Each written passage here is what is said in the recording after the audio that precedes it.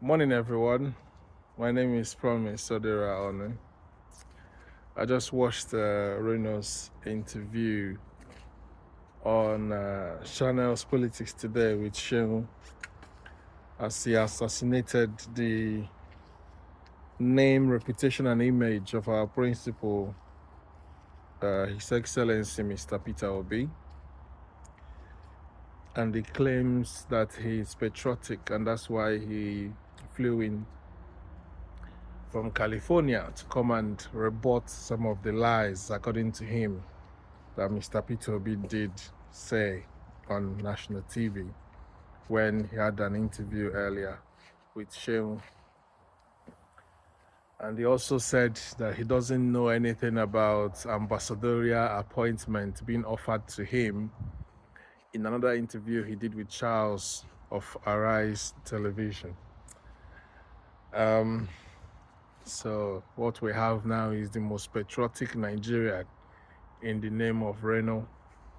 Now, I'm going to be as objective as possible, because if you are listening to Reno, you need to be very, very wired up, very intelligent to be able to decipher his antics. He spoke on 3 issues. 1, economy. 2, Nnamdi Kanu. And then 3, he spoke to... God, why did he just escape me now? He shall spoke on 3 issues. Economy, Nnamdi Kanu, and I think he touched a bit on security as well. Now, I'm going to speak to the issues so that, of course, people will think I am biased, but I'm going to say it as it is. Now, economy. When he was asked the question of economy by Shehu, his response was that from all indications and indices, Nigeria is doing better compared to the previous administration. But then if he was a smart person, he would also realize that the same President Bola Ahmed Tinubu championed both the coalition that brought in APC, and even the choice of President Buhari was his making, and even in the installation, he was all part of the process. So by extension, that was his making. He was part of it. So if you are correcting anything done by Buhari, at the same time, it's not a plus for you because you created it. So if you correct your mistake, I shouldn't be clapping for you. But anyway, he doesn't process things like that. What he centered on was what Mr. Peter Obi did say, and what I expect a primary 6 student to be able to understand. Shehu was trying to explain it to this, our very intelligent or superlatively intelligent guy. So when Mr. Peter Obi said that Tinubu has borrowed more money compared to other 3 presidents combined, Reno said, oh, that's if you compare it to the situation of things today in terms of the exchange rate. That if you compare it then, are we living in 2025?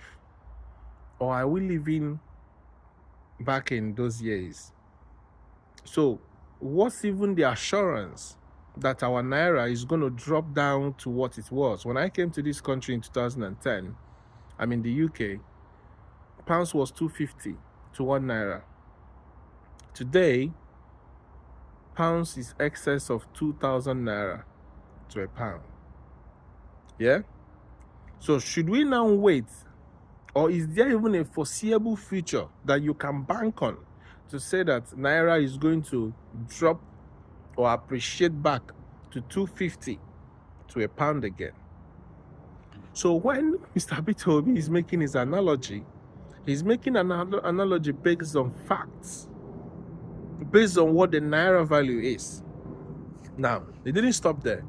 Shehu tried to go further to explain to him that you spent the money in naira, you're going to have to make the money in naira and convert it to be able to spend it in dollars. He didn't understand that. Now, his response was that oil and gas constitute 15% of our GDP, and that we make forex 75% from oil and gas. Now the question is, has that affected, the follow-up question that Shehu asked him, has that affected the exchange rate? He switched. He said Nigeria is a poor country. That just tells me everything I need to know about Reno. One, is either he doesn't know what he's saying, or two, he's just gaslighting as normal, or three, he's just making political statements to get whatever role they've promised him, because it doesn't make sense to the common man. If you add up everything borrowed by both Buhari, Goodluck, and Yaradua, add them up, versus what Tinubu has borrowed, Tinubu has surpassed that in Naira terms.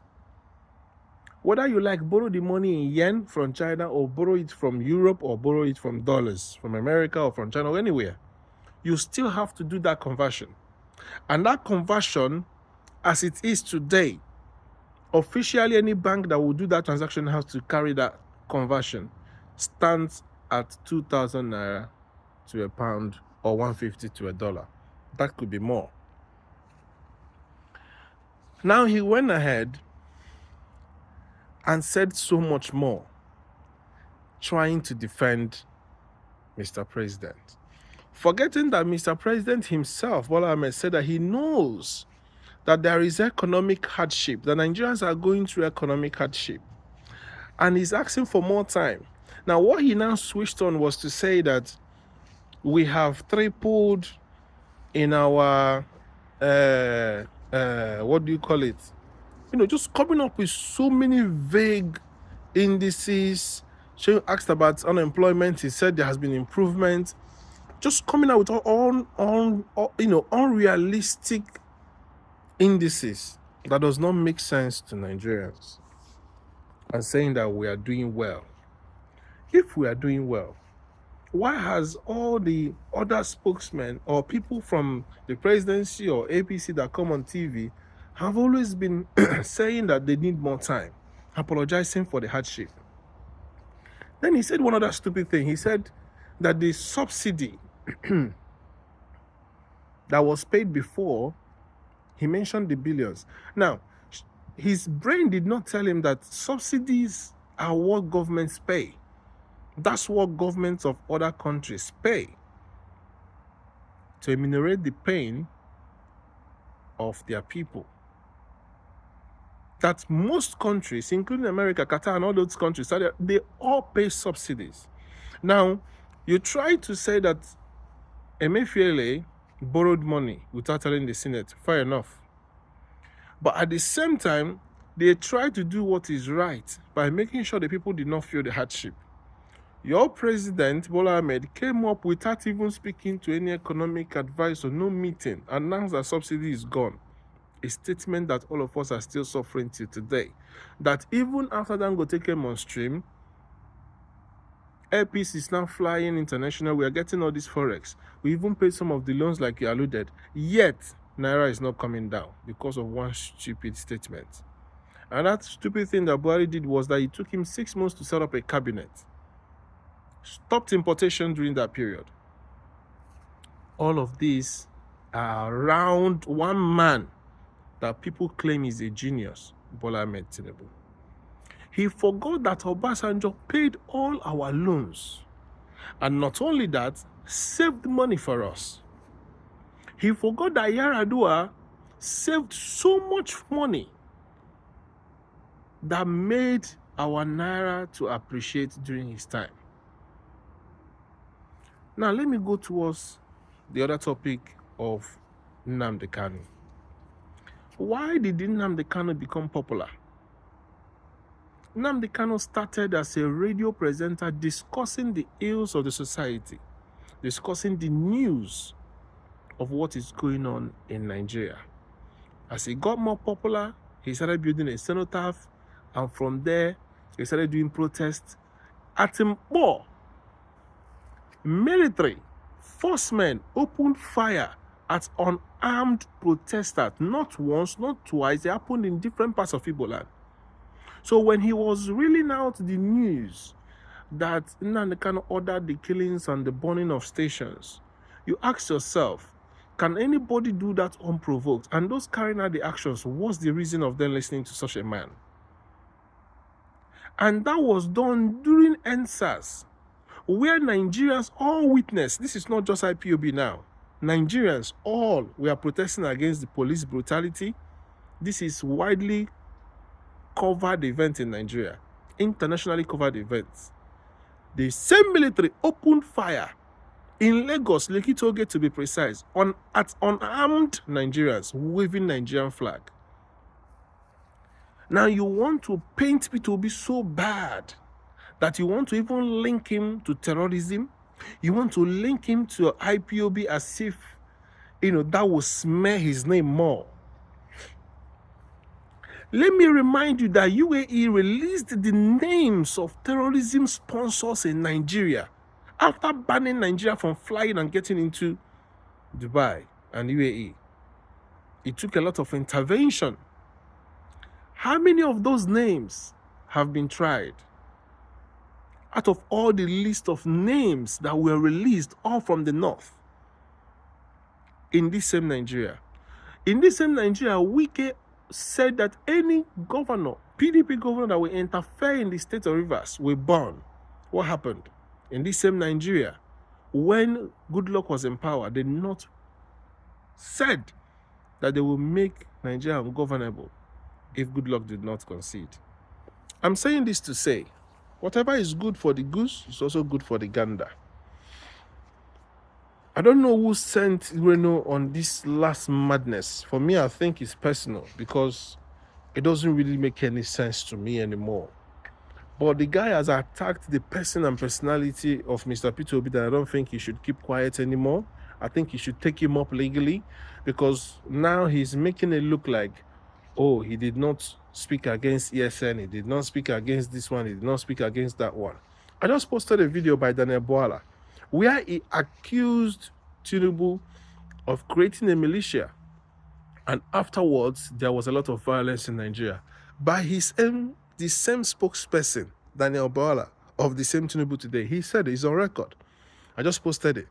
So people should be aware that when money is changed hands, things that are unheard of are said about an innocent man. A man that saved money is a man that these people are criticizing and now supporting a man that has borrowed so much. He claimed that IMF claimed that we have paid all our debts and that we are paying, what did you call it, membership fee. Just lies, propaganda, make-up stories, and just slander of all sorts. Even the federal government has not said that they've paid IMF loans. So why all the lies? They just recently went to borrow another $2 trillion. Maybe 2 trillion naira. So why all the lies? They are still borrowing more and more. In fact, government officials, this same presidency, this same APC government have come up to say that Buhari made a lot of mess that they are clearing up. From paying back some of the FS loans that in fact, one of them said that Nigeria was heading to just failure, that they couldn't even pay some of the debts, that they are now recovering from it. But who was instrumental in all of that? The same Bola Ahmed Tinubu, who had to forfeit over $400,000 in America to the FBI. The same Bola Ahmed Tinubu. Just go and listen to the video by Daniel Boala. He said all these things. And now you leave all of that and attack a man who has been going around the whole country, spending his own personal money. And you want to now say that the military should not call him an commander-in-chief. But at the same time, you are also indirectly accusing the same military of trying to kill Bola Ahmed Tinubu and hence justifying the long convoys and the ambulances. Shame on you, Reno. You don't even listen to yourself when you talk. You're trying to turn the military against Peter Obi and at the same breath insulting the same military.